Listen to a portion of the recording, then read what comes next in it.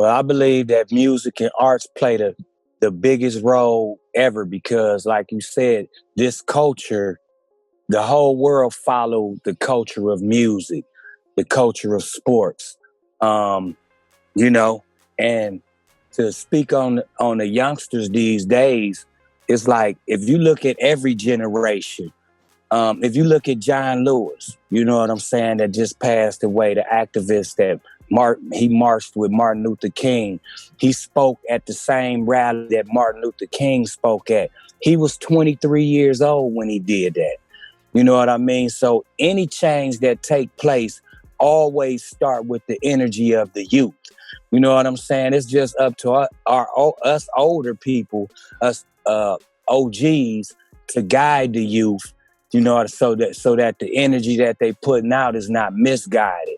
But I believe the anger is real. I believe that we all had enough, and I believe that change is definitely due. And I believe that it's really, really happening right now. You know what I'm saying? So the social injustice, the police reform, you know, all these conversations, I believe, need to be taking place all in one forum. What I see now is that everybody is separating the conversations and trying to Black Lives Matter or, I believe all these conversations need to be had because Black Lives Matter. And everything that's going on matter. You know, COVID-19, all these conversations, everything that was done in the past that was swept under the rug or, you know, they tried like, here's my philosophy. You know, if somebody get bullet wounds in them and need a major surgery, you can't fix it with a Band-Aid. So you got to address the whole surgery with, you know, you got to go in and get the bullets out. You got to reconstruct what's going on inside the body to even allow it to heal. So my thing is, I believe we're moving in the right direction, and I believe it'll be bloodshed, but that's the ways of the world, and that's how it is.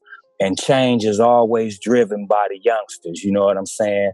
From my generation, from generations before us, since the beginning of this country. So, you know, since the beginning of civil rights movements and all that stuff. So we moving in the right direction, you know what I'm saying? We just all need to realize that it ain't about race. It's only one race. We in one race called the human race. And on that note, you know, let that sink in. You know what I mean? Don't matter what color we is, we all got to strive for the future because we all got babies in this shit. I mean, well, you know, on some levels we was taught wrong and now we got to unteach that. You know what I'm saying? So on that level, there is no change without sacrifice. So, you know, we make the sacrifice young and, you know, hopefully the next generation take it a step further, and then eventually, you know, it becomes peaceful. So on that level, man, you know, we just got to keep striving for what's righteous, and that's all. And that's all anybody can do. You know what I mean? So without the sacrifice, we'll never see change. So, and nobody's life that lost their life in vain, whether it was police or whether it was street violence or whatever, none of it's in vain. All of it is learning less. You know what I'm saying? So God rest the dead.